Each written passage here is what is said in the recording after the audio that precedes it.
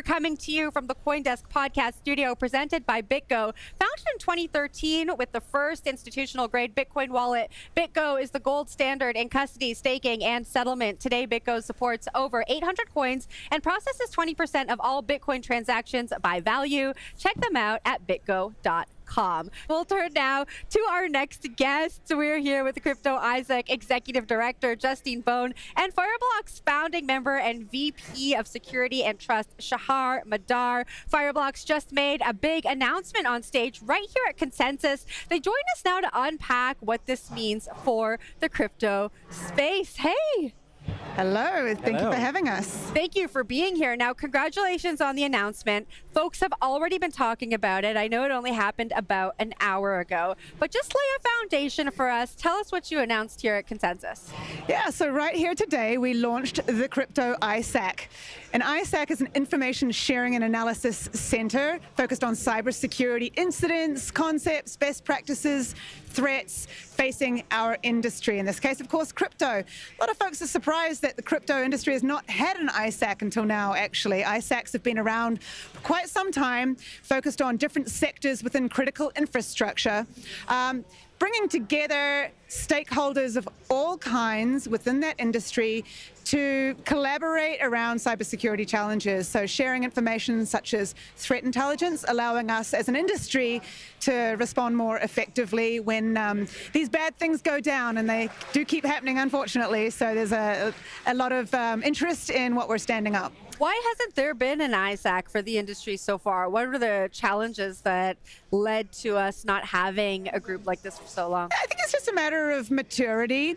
Many of our founding members have very sophisticated cybersecurity programs internally, very adept at responding to cybersecurity incidents. But this is sort of taking that one step further, where these teams can actually start to come together and work as a sort of a collective defense for industry. So it's really a reflection of the maturing of the crypto industry and the need for us to develop cybersecurity processes alongside that. Now, my colleague this morning wrote an article about the announcement, and he mentioned that this is pretty much a badge of honor for the crypto industry. What does he mean by that? Well, it's true, because it takes an industry's reaching a certain maturity for an ISAC, to be stood up. There's a model around an ISAC. We're a 501c6 organization with a vetted membership base representing industry. We vet the threat intelligence that runs across the platform. We're running a certified platform that's FedRAMP ready and meets all the other cybersecurity criteria. So, the sector, if you will, has to be at a certain level of maturity. So it's a really great indication that we recognize these challenges in crypto and we're doing something about it. So I want to get you into the conversation. Fireblocks is part of this group. We have Alio, Circle, Coinbase, the Solana Foundation. That's just to name a few. Talk to me about the coordination amongst all of these companies, getting everyone on the same page. I'm sure folks are looking at different challenges and different issues through different lenses. What's that coordination like? Absolutely. And I think your point is exactly why we joined fairly early as founding members, and why this is important, why the ISAC is important for the whole industry, right? Like, we see one part of the picture, Coinbase, Consensus, they see another part. Together, we, as the larger players in the space, we invest tons of resources for security, for securing ourselves, for securing our customers. And we want to make sure that together as a collective, we're able to raise the bar for attackers to actually hurt someone on the industry. And this is where the ISAC comes to play, right? You actually get different perspective. You see people who are more on the business, large enterprises. You see others who are more consumer-oriented and retail. And together we see everything. And the idea is to harvest, to leverage the expertise, the knowledge, and the visibility of all these key members, key industry players, to protect literally everyone within the industry. Now, Chainalysis estimates that in 2023, approximately $1.7 billion were stolen from hackers from crypto platforms. Justine, once crypto ISAC is established in a couple of years, fully established, what's that number going to look like? Seeing into the future, I think we are going to make things a lot tougher for these adversaries that we face. We've come a long way, but we've got a long way to go. There's a lot that we can learn from cybersecurity best practice and standards and approaches that have been applied in Web 2. That can be a technical application of a solution. It can also be something like a governance strategy within an organization. So we're going to see these best practices that we've learned the hard way through cyber and Web 2 and be able to bring that over to Web 3. So I think that you will see those numbers go down quite significantly as we organize further around these threats.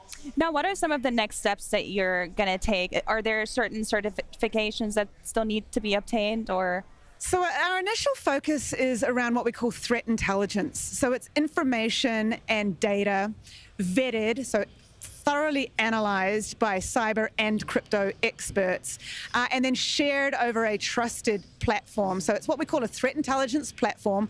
All of our members, no matter their stage, their size, have access to this platform, and they're able to tap into this information, this threat intelligence. That's basically a dependency. It's vital for an organization to have access to this kind of information, to understand threats and respond to threats. So whether it's a startup or whether it's an institution that we've all heard of, everyone will have access to this data to help secure themselves. And for some of our members, this will be the sole source of threat intelligence. For others, not only will it be a source, but they will be contributing to the threat intelligence. But that's where our focus is in our initial stages at the Crypto ISAC. To follow up on Helene's question, when does that happen? You know, so often in this industry, we hear about these lofty goals, we hear about those consortiums, folks coming together to solve challenges, and then we don't really hear about what happens after that. What is your roadmap? What do the milestones look like to achieve these goals that you're telling us about? I'll kick off an answer and then I'll pass the mic to Shahar here. We're actually ready to go right now. The threat intelligence platform is up and operational. If anyone here at Consensus wants to check it out, we can showcase it. We're starting to onboard information from our members right now, but no, we're hitting the ground running, and that's one reason why we chose a platform that's already been proven within the ISAC ecosystem, if you will. It's fully certified. It's already customized for ISAC applications and use cases. So yeah, we're ready to go. Do you have something you wanted to? Yeah, I want to illustrate, a win. Okay, like what a success would be, going back to, the big hacks and how the industry responds today, right? And I think we can compare the before and after. Today, whenever there's a huge hack, you see everyone trying to come together, right? They're trying to talk, communicate over Telegram channels, groups, over Twitter, and that's partially effective, right? You see people running, trying to help, trying to figure out what's the right data, what's actually going on, and how they can help. And part of that is, when we bring everyone together on one platform that's vetted, you know who you are talking to, but also, everyone wants to engage and everyone wants to help.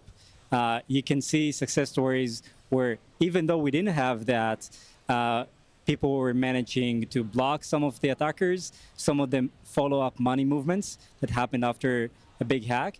And I think we can definitely expedite that in future cases and make that highly more efficient and eventually effective, right? The goal is to block attackers from getting in, but also to block them from being able to steal the funds and get them outside of the blockchain. Let's zoom out and talk a little bit about the problem here. I'd love to hear your perspectives. What's the biggest, threat facing this industry? This morning we spoke a lot about policy, not only in the United States, but in different parts of the world. And we touched on illicit finance, anti-money laundering. We talked about North Korea. What's the biggest threat facing the industry that ISAC can help whittle away at? I think, as a threat actor, the biggest one, the most prominent one is the North Korean regime, right? We see them the most active.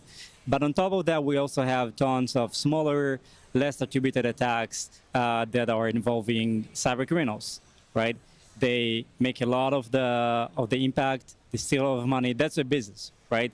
There's North Korean trying to get their nuclear program funded, and there's cyber criminals who that's their business to steal money. I think whenever we look at a new project, and we see many times you see an extreme hyper growth, right, of someone who's working and getting amazing adoption.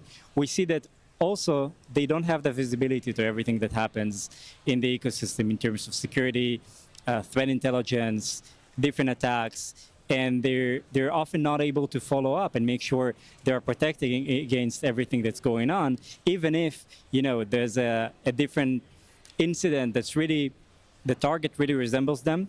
They have shared characteristics, and they should have learned from that, right? But if they don't have access to that information, if they don't have the ability to process threat intelligence, it's not going to be effective, right? So the ISAC is going to be tying this together. Now, speaking of visibility, I know the team has met and briefed government officials on this new formation. What did those conversations look like? We're building relationships right now. There's a lot of interest from various government agencies who have been exposed to our planning pre-launch, attending our meetings. There's a lot of demand for, there's a lot of need for collaboration.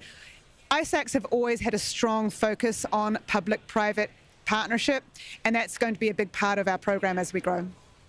Now, I want to ask a question about cold wallets, which are a popular choice for those looking for more security and self-autonomy, but even cold wallets can be subject to hacks.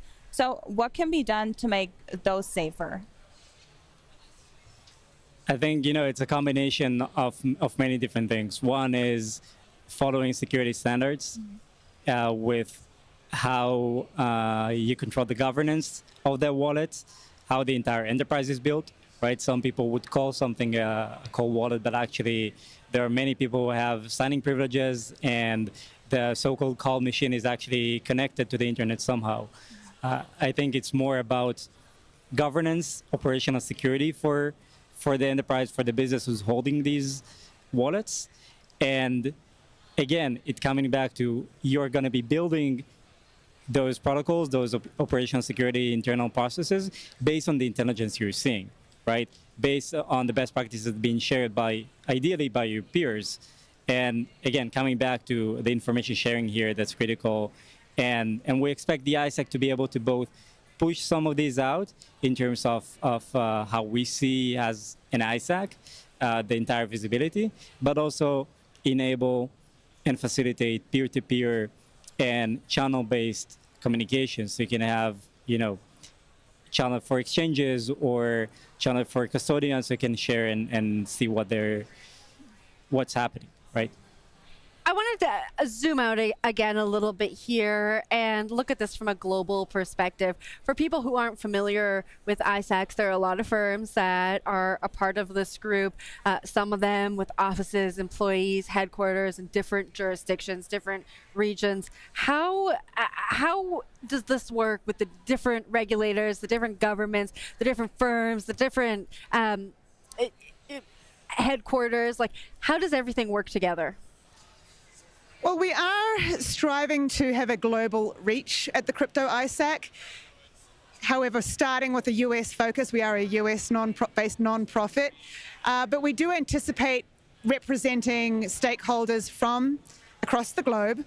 When it comes to regulation and standards and sort of compliance side, the US is already a leader that many other, countries look to comply with. So that will be a big driver in terms of the best practices that we align with, but not ignoring other parts of the world that have also embraced crypto, for example, as well as cybersecurity. So it's not a simple undertaking, you're right on, but other ISACs have achieved this, so we can too. Let's talk about the fun stuff now. We've talked about the announcement of the ISAC. We still have 2 and more than a half days left for Consensus 2024. What are you both looking forward to? Socializing. Okay. With experts in the field. I think there are many people here who could join the ISAC and are now learning about this. So hopeful that we come out of this with many potential members and people who are signing up and understanding how this could honestly dramatically change the industry in terms of its resilience and its level of security.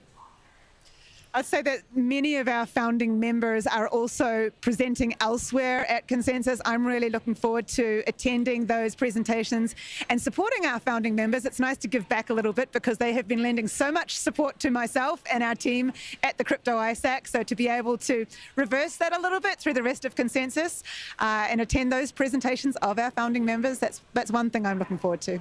Are either of you going to karate combat?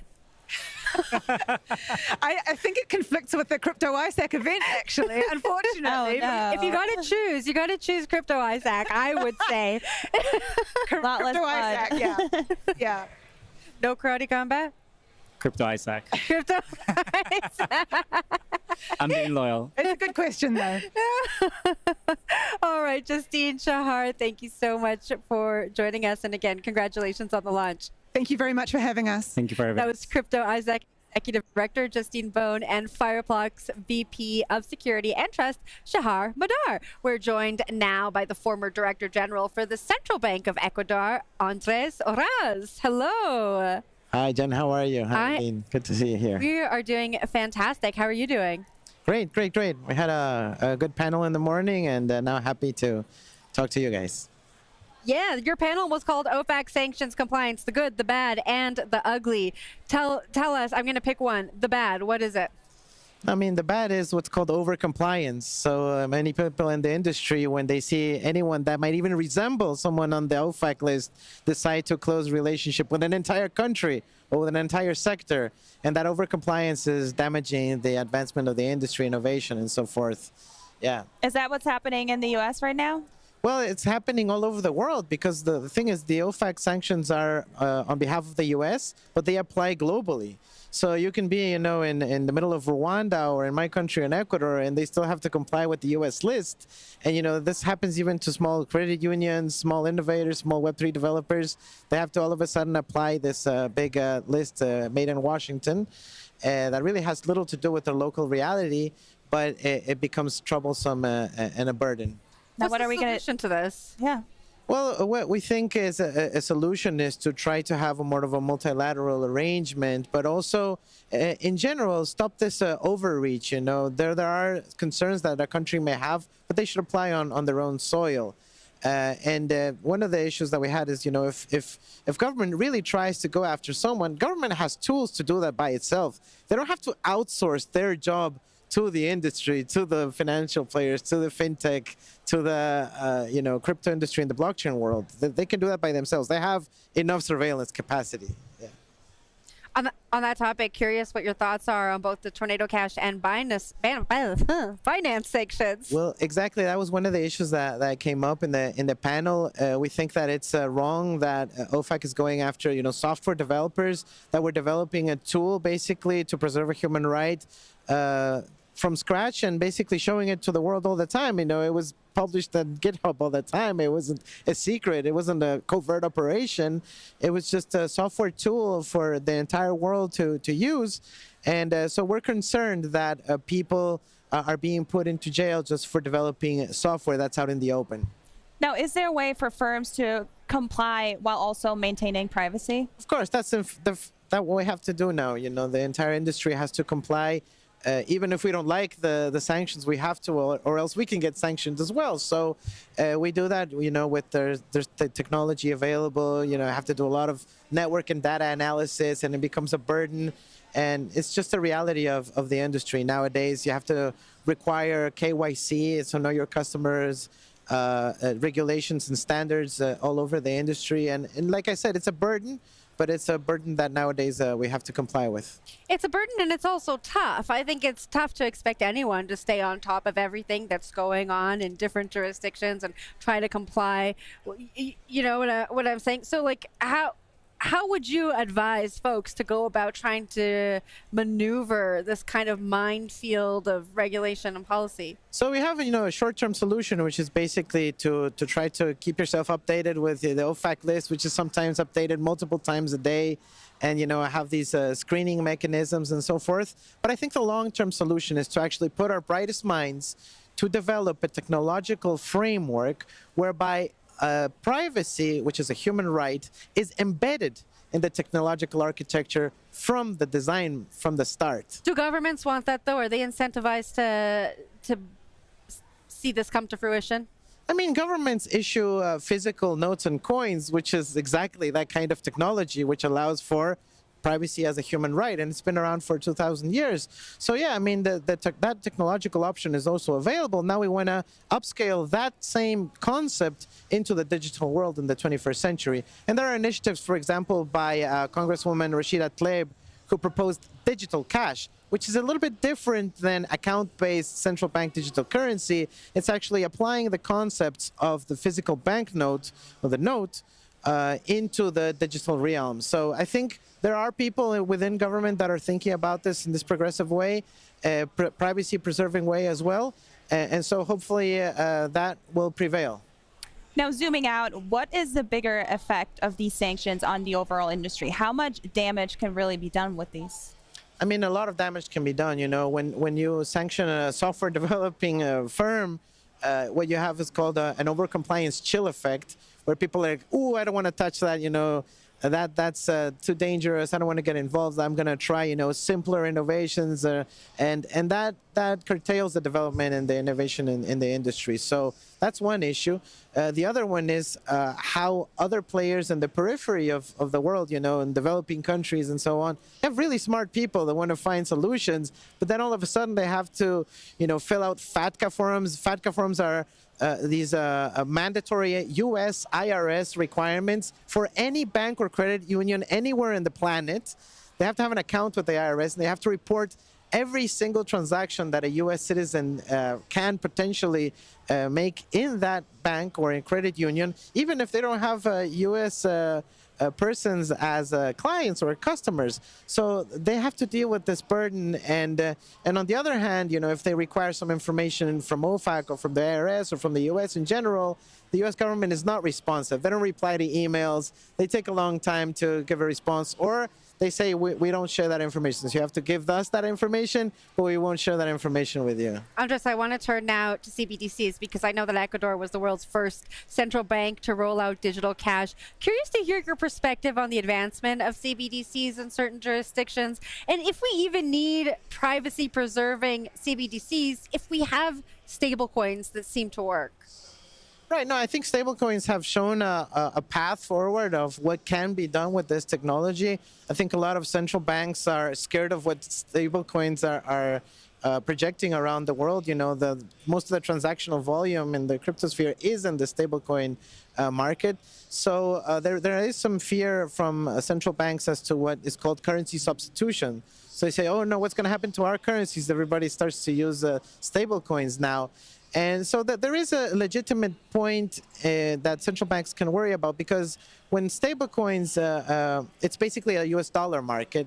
So then national currencies of developing countries are going to become even more weak. And then, of course, it impacts the development objectives of each country. So that's one of the reasons why developing world countries say, no, we need CBDCs with just as high tech as stablecoins, but with some guarantees, and hopefully in a way that can resemble physical cash, which is the privacy embedded in the technological design. That's why the offline mechanisms of CBDCs or digital cash, the concepts are a bit different, is crucial. Because if you can have offline transactional capabilities, it means that it doesn't necessarily have to be surveilled, right? That's an interesting point. I wonder if you've explored technologies like zero-knowledge proofs or zero-knowledge to apply that kind of privacy-preserving element to CBDCs, and if you think that's something that, I mean, maybe you know if it's already being explored, or if you think that's something we'll see governments explore. Definitely. I mean, ZK-proof technology is definitely one of the main pillars of having a privacy-enabled currency or in general mechanisms. We have a paper that NIM put out on incorporating zero-knowledge proof technologies in the design of a privacy-enabled CBDC. So we already have actual proof of concept of this, and it works. It can work. The other thing we need is you can even have sort of certain surveillance capacities for law enforcement purposes, but not on the server side of things, where you have, these troves and troves of data, but you can have client-side surveillance. If, for example, you suspect that someone is doing something illicit, well, you go to their wallet and see their list of transactions, and you don't have to see the entire planet's list of transactions. Andrés, just before we wrap up, we are asking everyone at the desk here this today. What are you looking forward to over the next 3 days? I mean, I'm really looking forward to the conversation on privacy and the link to development. I think privacy is a human right, and that has to be embedded in technology. I really hope that discussion can go forward here and at Consensus. And tomorrow we have a few panels that discuss these issues, the intertwining of the regulatory world, the tax world, the compliance world, and of course, privacy-enabled CBDCs. Those worlds are very intertwined. I look forward to that conversation. Thank you so much for joining us. Thank you, Jen. Thank you, Helene.